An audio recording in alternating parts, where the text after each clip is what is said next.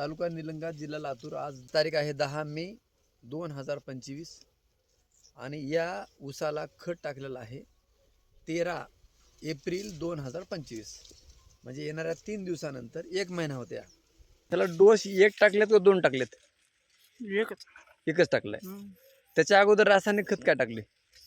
Urea किती टाकलेत? ते 1 एकरला 1.5 पोत टाकला असेल. युरिया सुपर काही टाकला का? नाही फक्त युरिया टाकलाय. त्याच्यानंतर काही टाका नाही. नाही. त्याच्यानंतर आपलाच प्रोडक्ट ना मुसा सर. हो काय दिलं ना? त्याला भूमी पॉवर आणि प्रीमियम. हा एवढंच दिलंय. हो. बरं. आणि सोबत रासायनिक खत रासायनिक 10-20 कलर मध्ये, फुटव्यामध्ये, पुन्हा उंची वाढीमध्ये.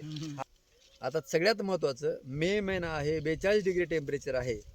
फुटव्यासाठी आणि वाढीसाठी कृपया हे भूमी पॉवर ग्रो नायट्रोकिंग ब्लूम वापरणं गरजेचं आहे आपल्याला. आता इथं बघा तुम्हाला ज्या प्लॉट मध्ये आपलं प्रोडक्ट वापराय नाही, भाऊजी तिकडे वापरले का आपलं? नाही इकडे या आता. या साईडला 2 काकड्या सोडल्या का?